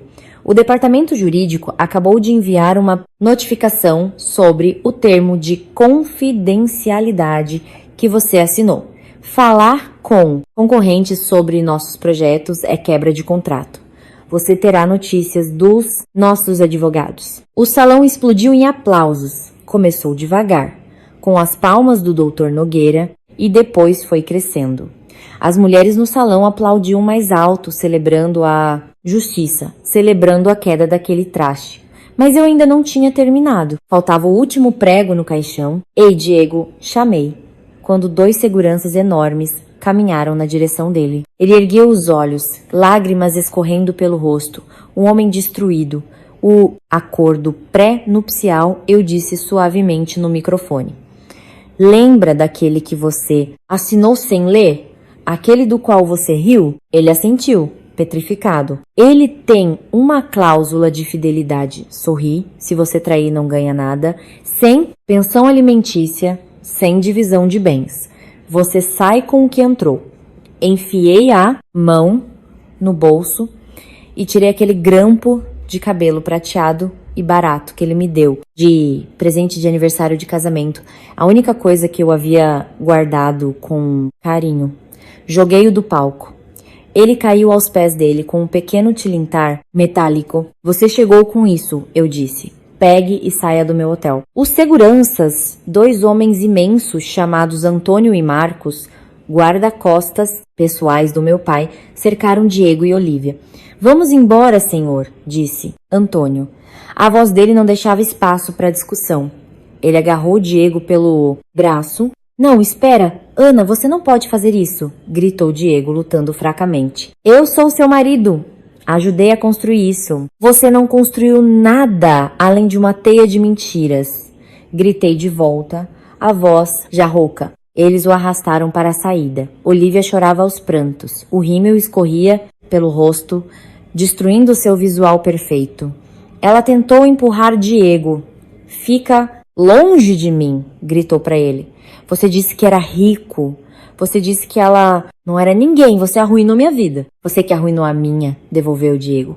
Você me tentou. A culpa é sua! Gritavam um com o outro enquanto eram escoltados para fora do salão. Uma massa patética em briga. As portas se fecharam atrás deles, cortando o barulho. O silêncio voltou, mas desta vez não era pesado. Era leve. Era limpo. Eu estava parada no palco, tremendo levemente enquanto a adrenalina começava a baixar. Olhei para a multidão. Eles me encaravam com reverência. O senhor Bittencourt caminhou até o palco e estendeu a mão. Aceitei e ele me ajudou a descer os degraus. O João estaria muito orgulhoso, ele sussurrou para mim. Isso foi formidável. Obrigada, senhor Bittencourt, respondi. As pessoas me cercaram. Queriam apertar minha mão, queriam pedir desculpas por terem me ignorado mais cedo. Queriam elogiar meu vestido, meu cabelo, minha bravura. Sempre soube que havia algo especial em você. Mentiu uma mulher. Foi a coisa mais incrível que já vi, disse outra, com sinceridade. Sorri e agradeci, fazendo o papel da anfitriã graciosa. Mas por dentro, eu só precisava de ar fresco. Fiz um sinal pro Dr. Nogueira. Ele entendeu na hora e abriu caminho para mim. Deem licença à dona Ana, ordenou ele. Ela precisa de ar. Saí do salão, passei pelo saguão onde eu tinha sido humilhada horas antes e parei na escadaria principal do Palácio Tangará. O ar da noite estava frio e revigorante. Uma chuva leve começou a cair, uma garoa suave que parecia purificadora na minha pele. Então eu os vi. Diego e Olívia estavam parados na calçada. A segurança havia expulsado os dois. Pareciam ratos molhados. O smoking de Diego estava encharcado. Olívia tremia, abraçada ao próprio corpo, descalça, porque havia quebrado um salto. Eles me viram parada no topo da escadaria, debaixo do toldo dourado, seca e protegida. Diego deu um passo na minha direção, mas Antônio se postou na frente dele com os braços cruzados. Para trás, rosnou Antônio. Diego olhou para mim. Os olhos dele estavam vazios. A arrogância havia sumido. Restava apenas a percepção terrível de tudo que ele tinha perdido. Ana, sussurrou ele. Por favor, não tenho para onde ir. Meus pais. Eles vão morrer de vergonha. Não posso voltar para o interior desse jeito. Eu o encarei. Lembrei-me do homem que deu risada quando derramei café na camisa dele. Procurei por ele nos olhos de Diego, mas ele não estava lá. Só restou um estranho. Isso não é problema meu, Diego, falei. Você queria ser o maioral. Queria a vida boa. Bom, agora você tem uma ótima história para contar. Você foi casado com uma bilionária e colocou tudo a perder por causa de uma bolsa falsificada e de um ego inflado, virei-me para Olivia. E você, eu disse. Espero que tenha aprendido alguma coisa hoje. Nunca subestime uma mulher só porque ela é quieta e nunca assuma que a diarista não é a pessoa que assina o seu contra-cheque. Virei as costas para eles. Caminhei de volta para o conforto do meu hotel. Parem aqui por um momento. Esse sentimento, essa onda de justiça. É para isso que vivemos. Mas minha história ainda não terminou completamente. As consequências foram bagunçadas e reconstruir minha vida levou mais do que apenas uma noite dramática. Se você ainda está ouvindo, se ainda está comigo nessa jornada, por favor, me faça um favor, clique em curtir e comente o número 1 aí embaixo. Só o número 1. Isso me diz que você é um sobrevivente, que você é forte e que está torcendo pela Ana. Ver esses números 1 nos comentários significa o mundo para mim. Me faz querer seguir em frente. Então comente o número 1 agora e deixe-me contar o que aconteceu quando a poeira baixou. Os dias após o jantar de gala foram um borrão de advogados, comunicados à imprensa e ressaca emocional. A história, é claro, foi parar nos sites de fofoca. Herdeira secreta dos Alcântara revela identidade em jantar de gala chocante. O rosto de Diego estava estampado nas colunas sociais como o marido traidor que perdeu tudo. Fiquei na cobertura dos Alcântara por uma semana, me recusando a voltar para o apartamento. Não suportava olhar para os móveis que compramos juntos, as canecas de café, a cama onde ele mentiu para mim. Mandei uma equipe de mudança buscar minhas coisas, minhas ferramentas, minhas peças restauradas, minhas roupas. Mandei deixarem todo o resto. As roupas de grife do Diego, seus gadgets, seus sapatos caros. Deixei tudo lá. Entrei com o divórcio na manhã seguinte ao jantar de gala. Graças ao acordo pré-nupcial e às provas da infidelidade, o caso foi encerrado rapidamente. Diego tentou recorrer. Contratou um advogado duvidoso que tentou provar que o enganei escondendo minha fortuna pedindo danos morais. Minha advogada, uma tubarão chamada Helena, que devorava homens como Diego no café da manhã, riu na cara dele na sala de audiência. Senhor Mendonça, disse ela, deslizando uma foto sobre a mesa. A foto dele beijando Olivia no saguão. Você assinou o contrato, você quebrou o contrato graças a Deus que a dona Ana não tá te processando pelo dinheiro que você desviou da conta conjunta. Ele assinou os papéis. Não tinha escolha. O confronto final aconteceu quando ele foi pegar suas caixas no apartamento. Eu não estava lá, mas o síndico, seu Roberto, me contou tudo depois. Ele estava péssimo. Dona Ana, disse seu Roberto ao telefone. Muito mal mesmo. Não fazia a barba, parecia que não dormia há dias. Perguntou se a senhora estava aí. Eu disse que tinha se mudado para a cobertura em Higienópolis. Ele carregou as caixas num caminhãozinho pequeno. Disse que estava voltando para os pais no interior e fez uma pausa. Ele chorou, dona Ana. Sentou no meio-fio e chorou. Senti uma leve e passageira pontada de pena. Mas então me lembrei do comentário, mendiga. Lembrei-me da crueldade. E a pena desapareceu. Ele chorava por si mesmo, não por nós. Olivia não se saiu muito melhor. O mercado corporativo na Faria Lima é pequeno. A notícia de que ela vazou informações sigilosas e dormiu com um chefe casado se espalhou rápido. Ela entrou para a lista negra de todo o setor.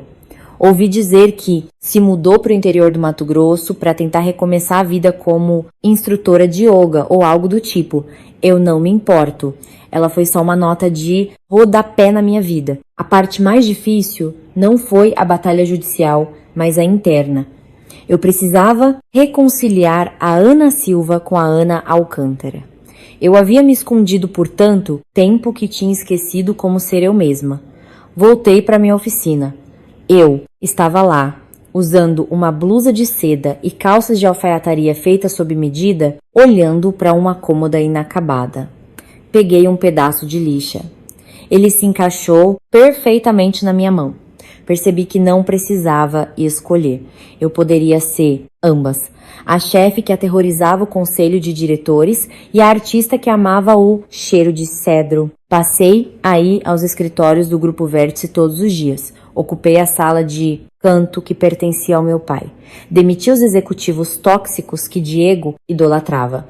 Promovi os quietos e leais, aqueles que, assim como eu, eram invisíveis. Mudei a cultura.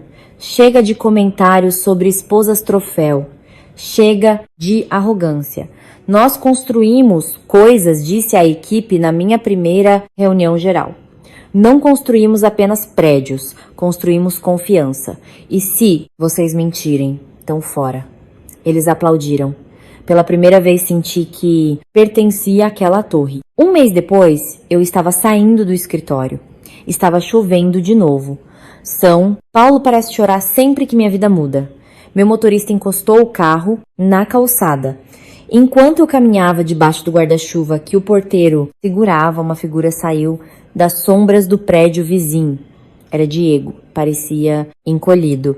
O terno não caía bem, claramente algo que ele não havia mandado ajustar. Parecia mais magro. Ana, chamou ele.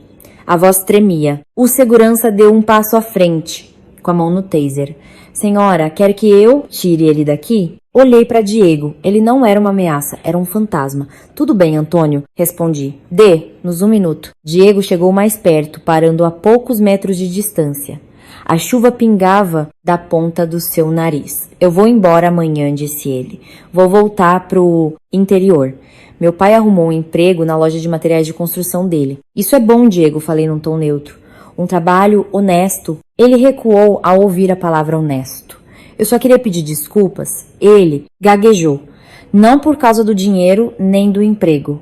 Pelos ovos. Ele engoliu seco, olhando para os próprios sapatos molhados. Naquela manhã, quando eu disse que os ovos estavam ruins, não estavam bons. Você sempre preparou eles perfeitamente. Eu só queria fazer você se sentir pequena, para que eu pudesse me sentir grande. Eu tava com medo, Ana. Todo mundo nessa empresa era tão rico, tão inteligente. Eu me senti uma fraude, então descontei em você. Ele levantou o olhar com os olhos vermelhos. Eu te amei. No começo. Antes de ficar ganancioso, eu te amei de verdade. Olhei para ele e pela primeira vez em meses a raiva desapareceu. Foi substituída por uma profunda tristeza pelo desperdício de tudo aquilo. Nós poderíamos ter sido felizes se ele fosse apenas honesto. Se ele fosse apenas... Bom, eu sei que você me amou, Diego, falei suavemente. E eu também amei você.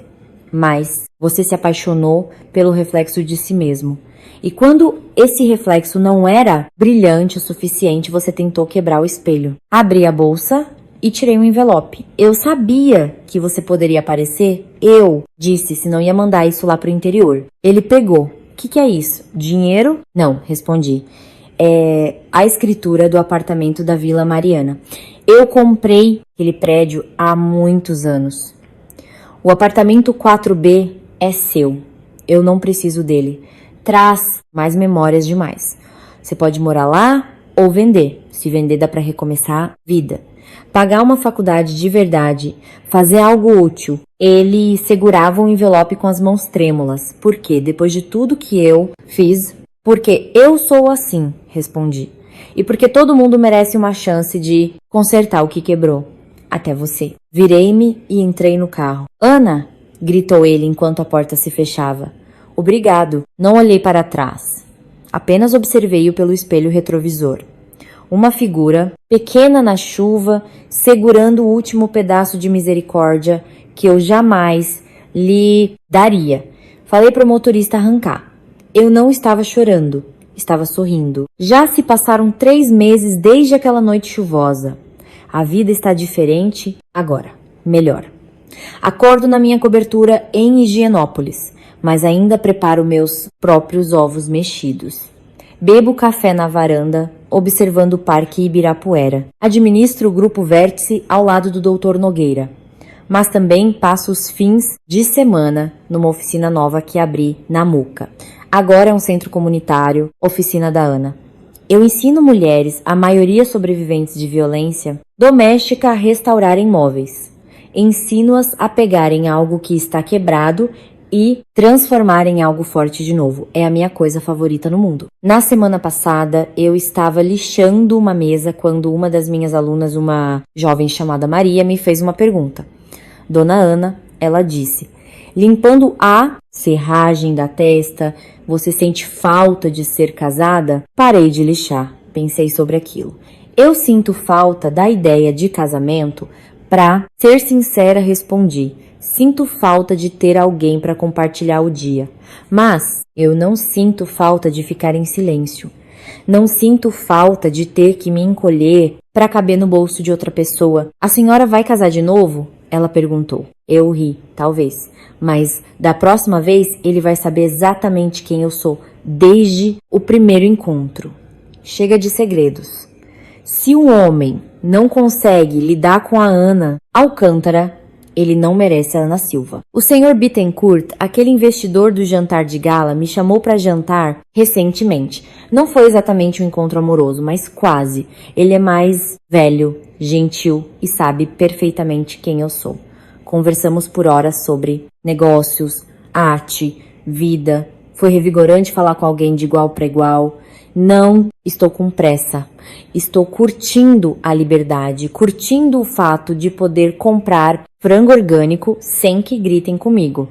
Curtindo poder usar minhas esmeraldas sempre que me der vontade. Ontem recebi um cartão do interior. Não tinha remetente. Apenas a foto de uma loja de material de construção. No verso estava escrito, vendi o apartamento. Usei o dinheiro para pagar as dívidas dos meus pais e comprar uma parte da loja. Tô trabalhando no balcão. Tô aprendendo. Obrigado. Prendi o cartão no meu mural de avisos. Um lembrete. Capítulo encerrado. Então, esta é a minha história. A história de como a herdeira bilionária virou diarista. E de como a diarista virou a dona do castelo. Eu quis compartilhar isso com vocês, não apenas para entreter.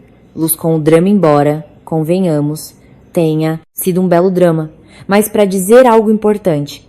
Nós mulheres fomos treinadas para nos acomodar, fomos treinadas a nos encolher para que os homens possam se sentir maiores. Somos treinadas a pedir desculpas por ocupar espaço. Eu fiz isso. Escondi a minha luz debaixo de uma caixa porque tinha medo de que ela cegasse o homem que eu amava, mas o homem certo, as pessoas certas, elas não se cegarão com a sua luz. Eles colocarão óculos escuros e vão se banhar nele. Nunca permita que ninguém trate você como a empregada da sua própria vida. Você é a CEO. Você é a dona. Você é a dona do prédio. Se alguém te tratar como lixo, não aceite calada. Espere. Planeje. E quando chegar a hora, passe o seu melhor batom vermelho, coloque seus diamantes ou seu melhor sorriso. E lembre a eles com quem estão lidando. Obrigada por ouvirem a minha história. Obrigada pelos likes, pelos comentários e pelo apoio. Vocês não têm ideia do quanto significa para mim poder dividir esse peso e essa vitória com vocês. Quem falou com vocês foi Ana Alcântara. Eu me despeço agora. Tenho uma reunião do conselho de diretores para ir e depois disso preciso terminar de lixar uma cadeira. Fiquem bem, meninas. E lembrem-se, mantenham a cabeça sempre erguida, senão a coroa cai.